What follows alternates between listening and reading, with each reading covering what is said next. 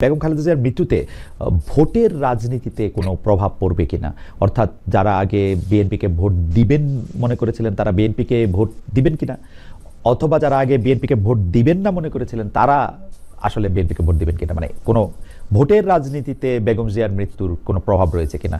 এখানে এই মুহূর্তে এখনই আমাদের এই প্রশ্নগুলো নিয়ে আমরা আপনার কাজ করছি না, কারণ আমরা এখন আমাদের সামনে যে সবচেয়ে বড় চ্যালেঞ্জ সেটা হচ্ছে যে আপনার এই ইন্টারিম গভর্নমেন্টের কাজগুলো তারা যেন শেষ করতে পারে, অর্থাৎ যে সমস্ত সংস্কারের বিষয়গুলো আছে সেই সংস্কার যে কয়েকটা আপনার খুবই নির্বাচন কেন্দ্রিক এবং প্রয়োজনীয় সেই সংস্কারগুলো করে নির্বাচনের কথা আমরা বলছি, এবং আমরা মনে করি যে এটা আপনার যথাসময়ে সেটা অনুষ্ঠিত হবে।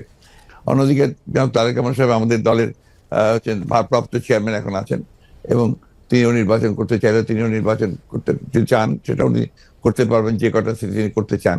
তো এই নিয়ে কোনো সমস্যা নেই। সুতরাং খালেদা জিয়া নির্বাচন করলেন, প্রধানমন্ত্রী হলেন, বা তারেক রহমান সাহেব নির্বাচন করে প্রধানমন্ত্রী, এটা নিয়ে কোনো সমস্যা নেই। এই ব্যাপারে পার্টিতে আমাদের কোনো সমস্যা আছে বলে আমি মনে করি না। আমি আমি আমি আমি যে প্রশ্নটি করতে চাই সেই প্রশ্নটি হচ্ছে যে আওয়ামী লীগের নিষ্ক্রিয়তা এক ধরনের, মানে আওয়ামী লীগ দেশের রাজনৈতিক প্রেক্ষাপট থেকে বাদ হয়ে গেছে, কেউ কেউ আমাদের মিডিয়ার ভাষায় কেউ কেউ বলছেন যে একটা -1 হয়ে গেছে। আমাদের আসলে অনেকগুলি প্রশ্ন আছে আপনার কাছে, আপনার যে প্রশ্নের জবাব আপনি যেভাবে দিতে চান সেভাবে দিবেন, না দিতে চাইলেও আমরা দিব, মানে আমরা এটা নিতে পারবো। আওয়ামী লীগ থাকলে বিএনপির অস্তিত্ব থাকবে, আওয়ামী লীগ না থাকলে বিএনপির অস্তিত্ব থাকবে না, এটা বিএনপির বোঝা উচিত। এটা গণতান্ত্রিক ধারা আমরা নিয়ে আসতে চাচ্ছিলাম। 2009 সাল থেকে 2024 সাল পর্যন্ত বাংলাদেশে গণতান্ত্রিক ধারা অব্যাহত ছিল, কিন্তু ইউনূস ক্ষমতা এসেছে সম্পূর্ণ অগণতান্ত্রিক।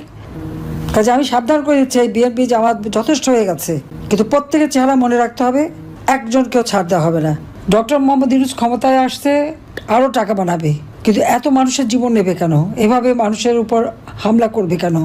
একের পর এক মানবাধিকার লঙ্ঘন করে যাচ্ছে, আর সমস্ত দোষ আমাদের উপরে দিচ্ছে। আমার আওয়ামী লীগের লোক মেরে সেখানে আন্তর্জাতিকভাবে সব জায়গায় সে প্রচার করে বেড়ায়, যেগুলি সব আওয়ামী লীগ করে। তার তো টাকা আছে, সে বাংলাদেশের টাকা চুরি করছে, লক্ষ লক্ষ কোটি কোটি টাকা সে বানিয়েছে, এবং সেই টাকা খরচ করে বিভিন্ন আন্তর্জাতিক মিডিয়া থেকে শুরু করে সব জায়গায়, তারপর আবার সিনেমা তৈরি করে সেই শহীদুল্লাহ সে আবার শর্ট ফিল্ম করে ইউনিভার্সিটিতে দেখায়, সমস্ত মিথ্যা বয়ান দিয়ে দিয়ে দেখাচ্ছে। অথচ সেই আবু সাইদ থেকে শুরু করে মুগ্ধ থেকে শুরু করে যতগুলি হত্যাকাণ্ড, সেই হত্যাকাণ্ডগুলি এটা আমরা করি নাই, এসব ইউনূসের সেই নিজের করার, এটা তার পরিকল্পিত, এবং কিন্তু দোষগুলি সব আমাদের। আর যারা এই ধরনের ঘটনাগুলি ঘটাচ্ছে তাদেরকে দিয়েছে দায় মুক্তি, অর্থাৎ এদের বিরুদ্ধে কোনো বিচার নাই, কোনো নালিশ নেই, কেউ কিছু করতে পারবে না। এটাই হচ্ছে তার নিয়ম। বাংলাদেশটা এখন এমন একটা অবস্থায় গেছে যে এটা একটা মানে জল্লাদখানা হয়ে গেছে। যখনই যেখানে সব, এমন কোনো পরিবার নাই যে যাদের উপর হামলা, লুটপাট আর নির্যাতন না হচ্ছে। দেশে বিদেশে অগাধ সম্পদের মালিক বানিয়ে বসে আছে, আর একের পর এক আওয়ামী লীগকে শেষ করে দেবে। বিএনপি কি ভেবেছে সেটা আমি জানি না, তারা মনে হয় সাপের 5 পা দেখে ফেলেছে নাকি। ওরা যে লাফাচ্ছে আর এরকম একটার পর একটা ঘটনা ঘটাচ্ছে, সাথে জামাত তো আছেই, তাদের তো খুন খারাপই। তো এরপরে তাদের ভবিষ্যৎ কি, সেটাই আমার প্রশ্ন। ওকে, গত 15 বছরে আওয়ামী লীগের শাসনকে যে ফেসিবাদী বলা হচ্ছে এবং তার যে পালিয়ে যাওয়াটা, যেটি আসলে আপনি এখন বর্ণনাও করলেন, দুর্নীতি, তারপরে নানা ধরনের নানা কারণে, কিন্তু তার পেছনে আপনাদের আমলে যে 20 বছর আগে 21 আগস্টে গ্রেনেড হামলা, বিচারকদের বয়স বাড়িয়ে তত্ত্বাবধায়ক সরকারকে প্রশ্নবিদ্ধ করার মাধ্যমে শেখ হাসিনাকে কর্তৃত্ববাদী শাসনের দিকে নিয়ে যাওয়া, এ নিয়েও আসলে নানা ধরনের আলোচনা আছে। এই দুটি ঘটনা যদি হাইন্ডসাইড আপনি একটু দেখেন, যে মানে যেগুলি হচ্ছে ক্রাইমের ঘটনা, অর্থাৎ হচ্ছে 21 আগস্টের গ্রেনেড হামলা, 10 ট্রাক অস্ত্র, আবার অন্যদিকে তত্ত্বাবধায়ক সরকার ব্যবস্থাটাকে একটা এরকম জায়গায় নিয়ে যাওয়া, এই দুটিকে আপনি আপনার মূল্যায়ন আমরা একটু শুনতে চাই। যে দুটি আপনার 21 আগস্টের যে ঘটনা, এই ঘটনার সঙ্গে বিএনপিকে জড়িত করা এবং বিশেষ করে তারেক রহমান সাহেবকে জড়িত করা, এটা পুরোপুরি ভাবেই রাজনৈতিক উদ্দেশ্য প্রণোদিত। এটা কোনো মতেই বিএনপি এর সঙ্গে জড়িত তো নয়ই, বরঞ্চ আমি মনে করি যারা বিএনপিকে শত্রু হিসেবে চেনে তারা জড়িত, এবং এখানে বেনিফিশিয়ারি কারা হয়েছে সেই বিষয়টা আমাদেরকে অবশ্যই লক্ষ্য রাখতে হবে। 21 আগস্টের মামলায় who was the beneficiary? Beneficiary was Awami League, কারণ বিএনপি ক্ষমতায় থেকে সে এমন কোনো ঘটনা ঘটাবে কেন যে ঘটনাটা তার বিপক্ষে যাবে, এটা 1 নম্বর। আর আপনি যে প্রসিডিংস গুলো দেখেন সমস্ত, আপনি তো একসময় বিচার বিভাগের মানুষ ছিলেন, দেখবেন যে তারেক সাহেবকে এখানে জড়িত করা হয়েছে 4টা আপনার আইও চেঞ্জ করার পরে।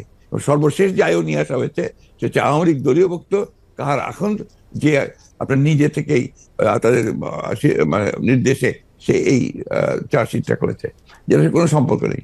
অন্যদিকে যে আপনার মূল আসামি ছিল ভদ্রকের নাম আমি বলে যাচ্ছি, মৌলানা মুফতি মোহাম্মদ, তিনি তাকে দিয়ে 164 দিন তাকে টর্চার করে তাকে দিয়ে একটা আপনার স্টেটমেন্ট করে নিয়েছিল।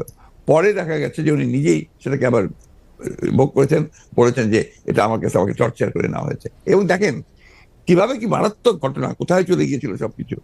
এবং he was hang before the trial was complete. তো যে প্রধান আসামি তাকে আপনি আগেই অন্য একটা মামলাতে জুড়িয়ে দিলেন যাতে আসল সত্যটা বেরিয়ে নিয়ে আসে। তো এই কথাগুলো কিন্তু কেউ আপনার ইনভেস্টিগেটিভ জার্নালিজম করে না, যার ফলে এই বিষয়গুলো আসে। আপনারা পলিটিক্যালি জিনিসটাকে নিয়ে চেষ্টা করেন, আমি বলি শেষ করি প্লিজ, ইনভেস্টিগেটিভ জার্নালিজমটা সিরিয়াসলি করেন এবং এটাকে ফাইন্ড আউট করেন যেটা আসলে ব্যাপারটা কি ছিল। সেটা করছেন না, করছেন যে বিএনপি কিন্তু সব করার জন্য করছেন। এটাকে আমি মনে করি এটা এক ধরনের রাজনৈতিক উদ্দেশ্য প্রণোদিত। ওকে ওকে, আমি ইনভেস্টিগেটিভ জার্নালিজমের প্রসঙ্গে মানে আমি আপনাকে মাঝখানে ইন্টারাপ্ট করতে চাইনি, আমি শুধু বলতে চাইছিলাম যে এইটা তো আসলে আমাদেরও সীমাবদ্ধতা থাকে, ইনভেস্টিগেটিভ জার্নালিজম যে আমরা করতে পারি নাই। কিন্তু এই কথাও তো সত্য যে বিএনপির আমলে আমরা একটা 21 আগস্টের গ্রেনেড হামলার পরে আমরা একটা জজ মিয়াকে দেখেছিলাম, যে জজ মিয়া একটা বানানো হতে পারে। আমি ধরে নিচ্ছি সেটা আপনারা মনে করছে যে ভুল, আমিও ভুল ধরে নিচ্ছি, কিন্তু আপনারা তো পারতেন এখানে একটা ইনভেস্টিগেটিভ জার্নালিজম করে আসল সত্যটা উদ্ঘাটন করতে, সেটা তো করেনি। আমি আপনাকে আসল সত্যটা বলছি যেটা, সেটা আমি বললাম। আপনি এই জিনিসগুলো তো আপনারা কখনোই তুলে ধরবেন না যে 4বার তার আয়ু চেঞ্জ করা হয়েছে, কখনোই তুলে ধরবেন না যে কার আসামকে দেওয়া হয়েছে যে আমাদেরকে নমিনেশন চেয়েছিল, অবশ্যই তুলে ধরবেন। কখনোই তুলে ধরবেন না যে মুফতি মাহমুদকে বিচার শেষ হওয়ার আগে থেকে আপনার ফাঁসি দেওয়া হয়েছে। তো দিজ আর দ্য এভিডেন্সেস যেখানে আপনি পরিষ্কার বুঝবেন যে একটা শুধুমাত্র সাজানো মামলা, তাকে এখানে জড়িত করার জন্য এই কথাগুলো এসেছে। তত্ত্বাবধায়ক সরকার ব্যবস্থা বাতিল করার জন্য বা তত্ত্বাবধায়ক সরকার ব্যবস্থাকে প্রশ্নবিদ্ধ করার জন্য বিচারকদের বয়স বাড়ানো এবং একজন বিচারপতিকেই আসলে তত্ত্বাবধায়ক সরকার ব্যবস্থার প্রধান করার লক্ষ্য নিয়ে সেইটা করার কারণে বিচার মানে এই পুরো বিধানটাই এটা দিস ইজ ইওর ন্যারেটিভ, এটা আমাদের ন্যারেটিভ নয়। আমরা মনে করি যে ওই সময় প্রয়োজন ছিল আপনার বয়স বাড়ানোর ব্যাপারটা, ওটা বাড়ানো হয়েছিল। ইট মে নট ওয়ার্ক, সেটা অন্য কথা। একটা জিনিস আপনি আবার ভুলে যাবেন না যে 1/11 আগে চক্রান্তটা একটা হয়েছিল। সে চক্রান্ত হচ্ছে যে আপনাদের সেই 9/11 ঘটেছিল তার আগে, আর এখানে আপনার কিছু পশ্চিমা দেশ একসাথে হয়ে চুইজডে ক্লাব তৈরি করেছিল, একই সঙ্গে ভারতবর্ষ তার সঙ্গে যুক্ত হয়েছিল এবং তাদের মূল টার্গেটটা ছিল যে জাতীয়তাবাদী শক্তিকে এখান থেকে নির্মূল করা। এবং যেহেতু তারেক রহমান সাহেব জাতীয়তাবাদী শক্তির উঠতি নেতা ছিলেন, হি ওয়াজ দ্য রাইজিং লিডার, সুতরাং তাকে আপনারা মেলাইন করার জন্য, ভাবমূর্তি নষ্ট করার জন্য একটা পরিকল্পিতভাবে এই চক্রান্তগুলো করা হয়েছে এবং এই ক্যাম্পেইনটা চালানো হয়েছে, হুইচ ইজ টোটালি পলিটিক্যাল। অন্তর্বর্তীকালীন সরকার আসলেই আমরা আমরা আমরা আমরা আমরা দেখি যে এইটার সাথে আসলে নানান আশকতা পাশকতা যুক্ত হয়। আপনি যেটিকে আন্তর্জাতিক চক্রান্তের কথা আগের সরকার মানে 2007 সালের সরকার বললেন, এবার অন্তর্বর্তীকালীন সরকারের আগমনটাও কি আপনার কাছে একটা চক্রান্তের বিষয় বলে মনে হয়? কারণ আমরা দেখি যে প্রশ্নই উঠতে পারে না, প্রশ্নই উঠতে পারে না। আমরা দেখেছি এবারকার অন্তর্বর্তী সরকারের যে আগমন, এটা একটা জনগণ ছাত্রদের একটা সম্মিলিত আপনার আন্দোলন, একটা আপনার অভ্যুত্থানের ফলে। এখানে আপনি চক্রান্ত দেখছেন কোথায়? আমি এটাকে দেখছি যে এটা একটা বাংলাদেশের জনগণের একটা পুরোপুরিভাবে একটা বিপ্লবের আকাঙ্ক্ষা থেকে এটা এসেছে এবং সেখান থেকে এসেছে they want to get rid of this fascist government, Hasina government, the murderer। তার বিরুদ্ধে আজকে আপনার জনগণ ফুঁসে ওঠে। আপনি চিন্তা করে দেখেন, আপনি তো দেশে ছিলেন না, সেই সময় যদি দেশে থাকতেন তাহলে দেখতেন শিশু, নারী, বৃদ্ধ কেউ ঘরে ছিল না, সব বেরিয়ে পড়েছিল। কারণ এই ফ্যাসিস্ট আমেরিকার হাতে প্রায় শত শত হাজার হাজার ছেলেমেয়েরা নিহত হয়েছে, হত্যা করেছে। না, দেশে না থাকলেও আমি আসলে এই খবরগুলি সবসময় দেখছিলাম আমার নিজস্ব সোর্স থেকে, আমাদের লোকজন। এখন তো আমি মনে করি যে আমাদের সকলের উচিত, যারা আমরা দেশকে ভালোবাসি, গণতন্ত্রে বিশ্বাস করি, আমাদের এই বিষয়গুলোকে হাইলাইট করা। আমরা ফ্যাসিস্টদের যে বয়ান, যে বক্তব্য, সেই বক্তব্য যেন ফিরে না যায়। না, অবশ্যই। আপনি যে প্রশ্নগুলো আনলেন এর সবই হচ্ছে আপনার ফ্যাসিস্টদের বক্তব্য। ওকে, আমি ওই সময়কার কথায় আমি আপনার কথায় একমত যে এই বয়ানগুলি আওয়ামী লীগ আসলে গত 15 বছর ধরে বিভিন্নভাবে বিভিন্ন মাধ্যমে এটি দিতে চেষ্টা করেছে। আমরাও আপনার মাধ্যমেই বা বিএনপির শীর্ষ নেতৃবৃন্দের মাধ্যমে সেটি আসলে আপনাদের অবস্থান জানতে চেয়েছি, আপনারা কনসিস্টেন্টলি আপনাদের অবস্থান জানিয়েছেন। আমি এই সময়কার কথায় আসি। এইবারের যেটিকে আপনি জনগণ এবং ছাত্রদের আন্দোলন আপনি বলছেন, যে আপনার কাছে কি মনে হয় না যে এই আন্দোলনটি বিএনপির নেতৃত্বে হলে, বা বিএনপি যত বছর ধরে এই আন্দোলনটি করতেছিল সে বিএনপির নেতৃত্বে যদি আন্দোলনটি সফলতা পেত, তাহলে আসলে এই যে সরকার এবং সরকারের মধ্যে যে বিভিন্ন দুর্বলতার কথা আমরা শুনছি নানাভাবে, সেটি হতো না? আবার অন্যভাবে প্রশ্ন করলে, যে এই আন্দোলনটিতে যে বিএনপি নেতৃত্ব দিয়ে সফল হতে পারলো না, সেইটাকে আপনি কিভাবে মূল্যায়ন করেন? দুটো জিনিস। একটা হচ্ছে যে এখানে আপনার বিএনপির নেতৃত্বে হলে অনেক ভালো হতো, বিএনপির নেতৃত্বে হয়নি এই কথাটা বলছেন কেন? বিএনপি তো এর মধ্যে শেষ দিন পর্যন্ত, শেষ মুহূর্ত পর্যন্ত ছিল এই আন্দোলনে। এই ছাত্র জনতার আন্দোলন শুরু হয়েছে 2 মাস হলো, তার আগে তো আমরা মাঠে, এবং আমরাই আপনার মারেছি, আমরা জেলে গেছি, আমাদের 60 লক্ষ লোকের বিরুদ্ধে মামলা হয়েছে, আমাদের 700-এর উপরে মানুষ আপনার গুম হয়ে গেছে, এই জায়গায় সহ। এইটাতে আমরা আমাদের 15 বছর ধরে এটা চলছে, এবং অকথ্য অত্যাচার নির্যাতন আমাদেরকে সহ্য করতে হয়েছে। এবং ছাত্ররা যখন এসছে তখন আপনার তারা যে প্রথমে কোটা আন্দোলন, তারপরে সেই হত্যা, পরে সাথে সাথে তারা আপনার এক দফা আন্দোলনে গেছে। We have given total support to them. আপনি সেই সময়কার পত্রিকাগুলো দেখুন, আমার বক্তব্যগুলো দেখুন। আমি প্রতিদিন সেই সময় আপনার প্রেস কনফারেন্স করেছি ওই কয়েকটা দিন, এবং ওই দিন সম্পূর্ণ আমি ছিলাম। আমরা এখানে বিভক্তি আনতে চাই না।